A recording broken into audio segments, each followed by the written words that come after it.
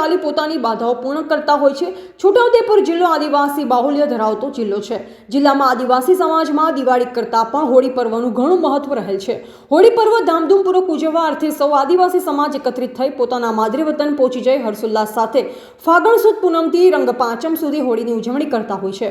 હોળી પ્રગટાવ્યા બાદ ગ્રામ્ય વિસ્તારોમાં ઠેર ઠેર ચૂલના મેળા ભરાતા હોય છે, જેમાં ધગધગતા અંગારા ઉપર ચાલી આદિવાસીઓ વર્ષ દરમિયાનની રાખેલ બાધાઓ પૂર્ણ કરે છે। છોટાઉદેપુર જિલ્લામાં ભરાતા ચૂલના મેળાઓમાં વર્ષ દરમિયાન આદિવાસી સમાજના લોકો માન્યતા મુજબ બાધા રાખતા હોય છે, જેમાં કોઈને સંતાન ન થતું હોય, કોઈને મોટા રોગ થયા હોય, ચામડીના રોગ થયા અથવા અન્ય કોઈ તકલીફ હોય, જે બીમારીના નિવારણ માટે ચૂલમાં ધગધગતા અંગાર ઉપર ચાલવાની બાધા રાખતા હોય અને હોળી બાદ ભરાતા ચૂલના મેળામાં આ બાધા પૂર્ણ કરાતા હોય છે અને નાચગાન સાથે ભારે આનંદ લૂંટતા હોય છે। હોળી આદિવાસીઓ માટે વર્ષનો છેલ્લો તહેવાર ગણાય છે।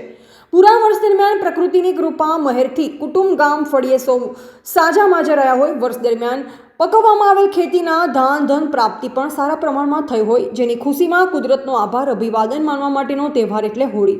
હોળી બાદ છોટાઉદેપુર જિલ્લાના અનેક ગામોમાં ચૂલનો મેળો યોજાય છે। જ્યાં ચૂલના મેળા યોજાય ત્યારે એક ગામથી બીજા ગામે ચાલતા પગપાળા મેળાની મોજ માણવા ઉમટેલા ખાસ કરી યુવતીઓ દરેક ગામ પ્રમાણે અલગ અલગ રંગોમાં એક ડિઝાઇનના કપડામાં જોવા મળતા હોય છે, જેમાં મેળામાં છોટાઉદેપુર લોકસભાના ભાજપના ઉમેદવાર જસુભાઈ રાઠવા, પાવીજેતપુર વિધાનસભા ધારાસભ્ય જયંતિભાઈ રાઠવા તેમજ તાલુકા જિલ્લા સંગઠન હોદ્દેદારો પણ ઉપસ્થિત રહી મેળાની મોજ માણી હતી।